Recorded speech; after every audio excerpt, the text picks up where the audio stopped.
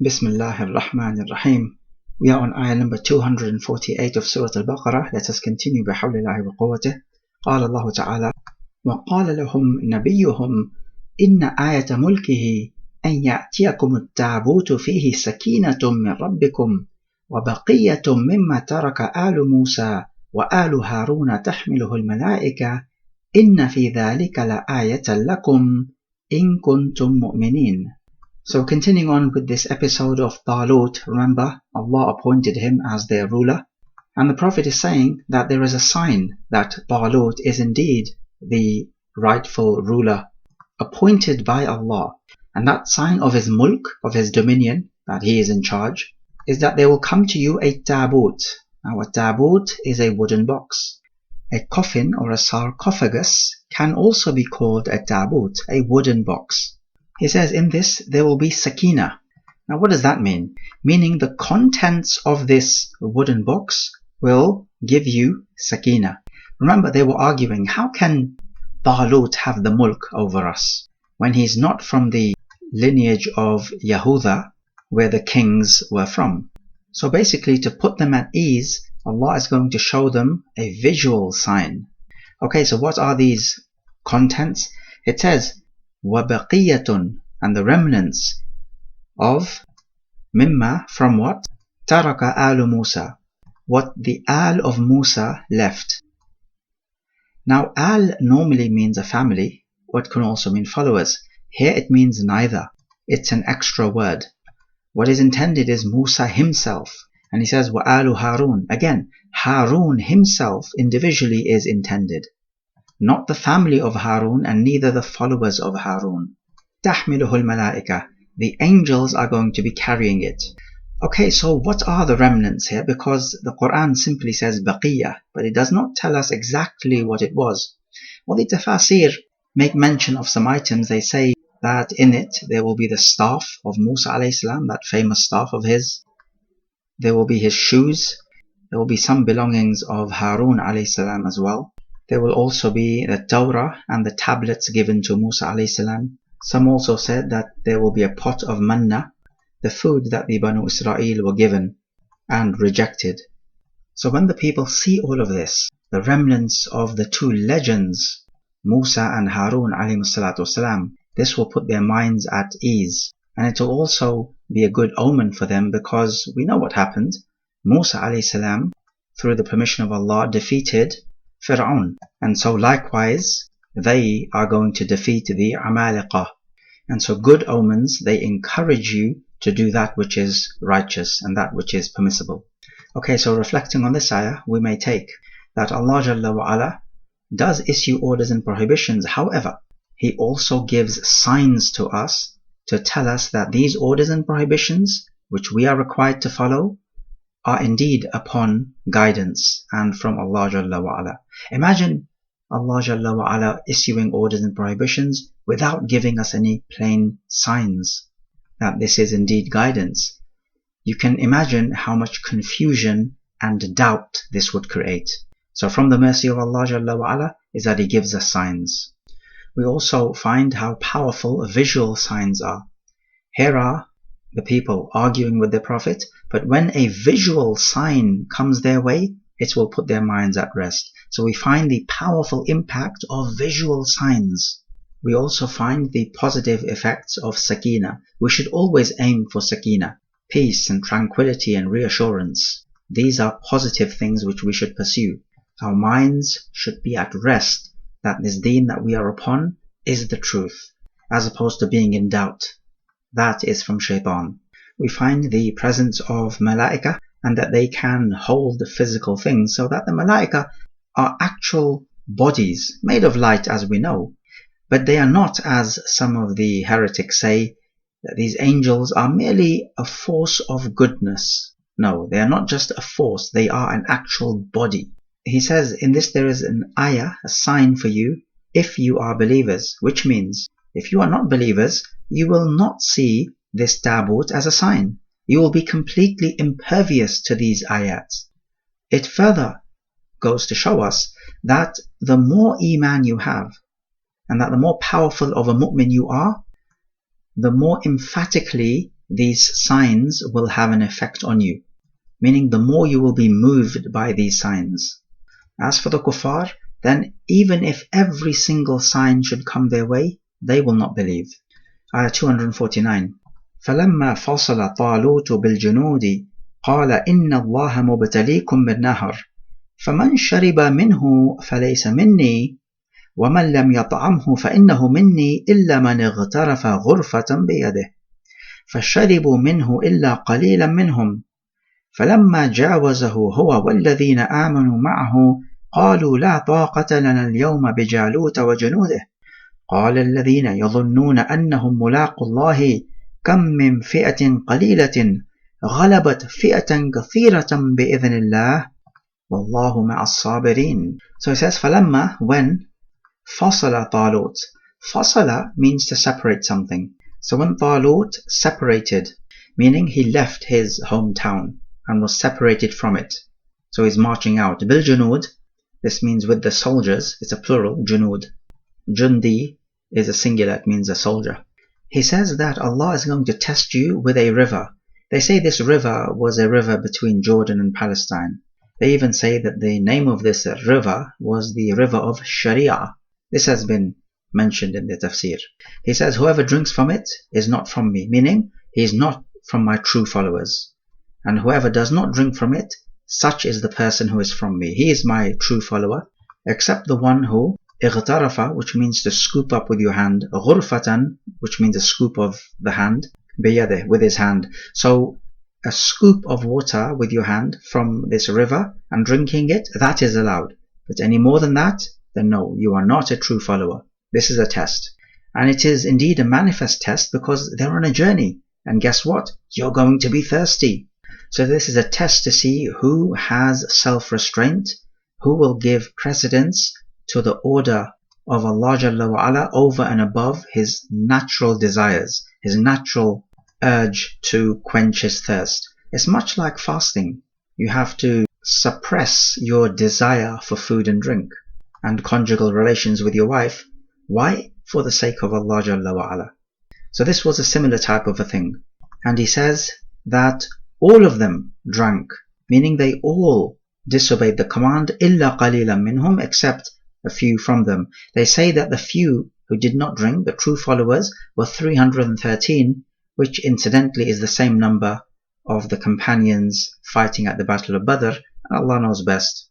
Anyway, he goes on, فَلَمَّا, when جَاوَزَهُ, جَاوَزَ يُجَاوِزُ مُجَاوَزَةً, to pass something by.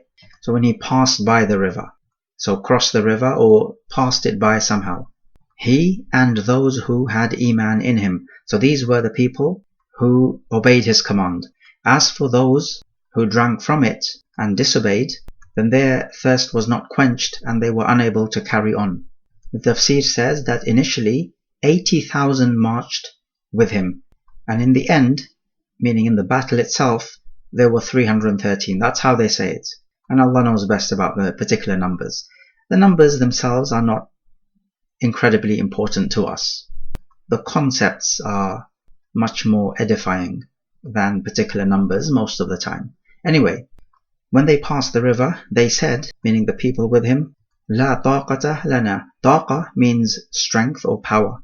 We do not have any strength بجالوت وجنوده, in the face of Jalut and his soldiers. So Jalut was the tyrannical ruler of the Amalekah. So in response to this, those who يظنون, normally ظن يظن ظنًا means to think something to be the case or believe something to be the case, meaning you're over 50% but not 100%. This is what the word ظن normally means. However, in this case and in quite a few other cases in the Quran, the word ظن means yaqeen, to be sure. Those who were sure that they will meet Allah, they had some words of encouragement. They said, how many fi'ah, which means a group, and an army is what is referred to here. Otherwise, fi'ah does mean a group of people. Fi'at, plural, means groups. How many qalila, smaller group of people, ghalabat, which means to overcome, from the verb ghalaba yaghlibu, How many of these smaller armies have overcome fi'atan kathira, a larger army, bi'idhnillah, with the permission of Allah? Wallahu ma'as sabirin. That's clear. So what appears to be the case from this ayah is that from those who crossed with Talut, there were many who started to have doubts in their minds. And that is understandable. They are humans. Doubts can creep into your mind and you may begin to waver. However, there was a section of these people who did not waver, and these were the people of yaqeen. So you see, these were people who had strong iman. Otherwise, all of them had iman, we know that, but they are not all equal. Let's reflect on this ayah. We take that Allah Jalla wa Ala tests people in all sorts of ways, and some of these tests indeed can be incredibly difficult. They will not be impossible, because Allah does not burden a person more than they can bear, but they can be incredibly difficult, such as this one here. Do not drink water from the river. And water is the basic element of life. You need water to live. So this was a manifest trial for these people. And this trial is justified because, do not forget, we're talking about soldiers. And what's the first thing that any soldier needs? Discipline. He needs to be able to suppress his own desires for the sake of discipline. Not just anyone can join the army, because if you're a person who has no discipline and you join the army, you're going to end up losing the battle for your fellow soldiers. You're going to end up being a liability, not an asset. So the soldier needs to be regimentary in his discipline. And we can also take that the ones who pass this test and this trial are in for a great success in this world and in the hereafter, as the next ayah is going to tell us. We know about the story of the people of the Saturday who were forbidden from fishing, and they cast the net on a Friday. They failed this test because they saw that the fish came on a Saturday, and it was so tempting to fish that day, and yet it was precisely on that day they were told not to fish. A similar thing happened with the Sahaba as well. In the state of Ihram, you're not allowed to hunt. Well, guess what happened when they were in the state of Ihram? So many game animals came into view, tempting them to hunt. And yet, what did the Sahaba do? They remained disciplined and did not hunt. This is the main characteristic of the believer and the soldier. We also find that from Banu Israel, there were many people who had either no iman or weak iman. Look how many of these people drank from the water and failed the test, as opposed to the Sahaba who passed their tests. They were strong believers by and large. So this is a stark contrast between the followers of the previous prophets and the Sahaba of the last prophet. The last prophet is the greatest of prophets, and his Sahaba are the greatest of the Sahaba. This ummah indeed is an amazing ummah. Also, just a linguistic point, notice how he uses the word shariba, and then thereafter he uses the verb ta'ima. So it means that ta'ima, meaning to taste, does apply to liquids as well, because many people think that ta'ima applies to solid food and shariba applies to liquid, but that is not true. Ta'ima can apply to liquids. But then why would Allah not use the word shariba again? And it is because using the same verb in close succession is not from eloquent speech. We find that in stressful situations such as a battle, there can be some doubts that creep into your mind. You're not sinful for having these doubts, but it's how you react to them which matters. We find from this ayah that those people who have firm iman, and these doubts cannot shake them. They realize that victory ultimately is by the permission of Allah. So if you remain firm, fighting in His way, you help His cause and Allah will help you. They know this. They have absolute certainty in this. They have internalized this lesson. And if that's the case, then you become like this mountain which cannot be shaken by even the strongest of winds. So the simple lesson that we may learn is that if you do not want to be swayed by doubts, work on strengthening your iman by increasing in righteous actions and giving up on sins. And we also learn the lesson that Allah is with the sabirin, the patient, sabara means to hold something back. So here it is to hold yourself back from doing that which is not permissible. And when we say Allah is with the patient, it is the type of ma'iyah which necessitates help and love. Otherwise Allah is with everybody, but He does not necessarily love and help everybody. Ayah 250. وَلَمَّا بَرَزُوا لِجَالُوتَ وَجُنُودِهِ قَالُوا رَبَّنَا أَفْرِغْ عَلَيْنَا صَبْرًا وَثَبِّتْ أَقْدَامَنَا وَانصُرْنَا عَلَى الْقَوْمِ الْكَافِرِينَ. And when they barazu, so barazu means to come out in view. So this means when they came out in view of Jalut and his soldiers. So both armies had a visual on each other. The people made this incredible dua. They said, Rabbana, it has a fatha because it's Ya Rabbana, is calling out, so it is with a fatha, as is well known. Afrigh alayna sabran. Afragha yufrighu ifraghan means to empty something. So it's saying, empty out patience on us, meaning pour out patience on us. Just like you pour out water from a jug and empty out the jug. So like this, pour it out, not just a few drips, but abundantly and copiously pour out patience on us. Because at this time they need patience. It is the key ingredient when the fight gets going. So just keep patient and do not give up. وَثَبِّتْ أَقْدَامَنَا ثَبَتَ يَثْبُتُ, to be firm. So keep our feet firm. This means to say, do not let us flee in cowardice. وَانْصُرْنَا, and help us, ala, against, الْقَوْمِ الْكَافِرِينَ, the disbelieving folk, because they were fighting the kuffar. So reflecting on this ayah, we can take the obvious lesson. When faced with the enemy in a battle and you're fighting fi sabilillah, this is an immense dua that needs to be memorized and recited with the heart and with the tongue. This is the dua for warfare. And it's a simple, short dua. You're asking Allah for three things: pour out patience, and to keep our feet firm, and to grant us help against the kuffar people. We may find from this dua the virtue of sabr and the virtue of your feet being kept firm, so that you do not run away in cowardice. We also find that victory against the kuffar does not come from your military ability. Rather, it comes from the permission of Allah Jalla wa Ala. Ayah 251. فَهَزَمُوهُمْ بِإِذْنِ اللَّهِ وَقَتَلَ دَاوُودُ جَالُوتَ وَآتَاهُ اللَّهُ الْمُلْكَ وَالْحِكْمَةَ وَعَلَّمَهُ مِمَّا يَشَاءُ وَلَوْلَا دَفْعُ اللَّهِ النَّاسَ بَعْضَهُمْ بِبَعْضٍ لَفَسَدَتِ الْأَرْضُ وَلَكِنَّ اللَّهَ ذُو فَضْلٍ عَلَى الْعَالَمِينَ. He says, فَهَزَمُوهُمْ, so they, هَزَمُوهُمْ, defeated them. هَزَمَ يَهْزِمُ, to defeat.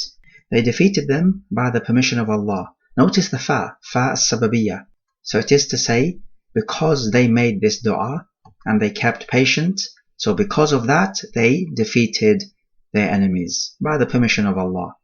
So it goes to show us the powerful nature of this dua. It was a cause which led them to victory. And Dawood killed Jalut. So we see Dawood being mentioned here. He was a member of the army under Talut. The tafsir says that he killed Jalut with a slingshot, and Allah knows best. The point is, he killed Jalut, and Allah gave him the mulk, that is the dominion. So Dawood alayhi salam, along with his son Sulaiman alayhi salam, were both kings and they were both prophets. And they say these were the only two people to have both the mulk and nubuwah. And he gave him hikmah, wisdom. This refers to the prophethood and knowledge and being able to judge between people. وَعَلَّمَهُ مِمَّا يَشَاءُ, and he taught him from whatever Allah willed. He says, if it weren't for the daf'ullahi nas, Allah repelling certain people, ba'dahum bi ba'd, so repelling some people using other people. So it refers here to the fact that Allah uses the Muslim army to vanquish the Kafir army. And if that were not the case, he says, لَفَسَدَتِ الْأَرْضِ, the land or the earth would become corrupt. And that's easy to see, because it means then that the word of kufr would be uppermost. And there is no bigger corruption than kufr. And he says, but Allah is the owner of fadl, grace, for the alameen, for all the worlds. meaning to say all that which exists. Mankind, jinn kind, animal kind, you name it. So reflecting on this ayah, we find that victory is bi'idhnillah, as we have said before.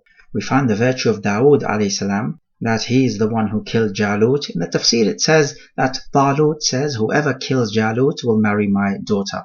And Dawood alayhi salam was the one to do that. And Talut was the ruler, and that rulership was transferred to Dawood alayhi salam afterwards. And he was also a prophet. We take that Allah is the one who teaches, because he says, وَعَلَّمَهُ مِمَّا يَشَاءُ. He taught him from what he willed. So ultimately the teacher is Allah Jalla wa Ala. Now that does not mean that one of the names of Allah is Mu'allim, the teacher, but certainly teaching is from the characteristics of Allah. That we can take, because characteristics are much more flexible than names. We find from this ayah that even though nobody likes warfare, it is far too unpredictable, you do not know the results, and what you can be sure of is that there will be death and destruction, and nobody wants that. However, despite all the negatives, warfare is essential, because if not for warfare, the evil people will become dominant.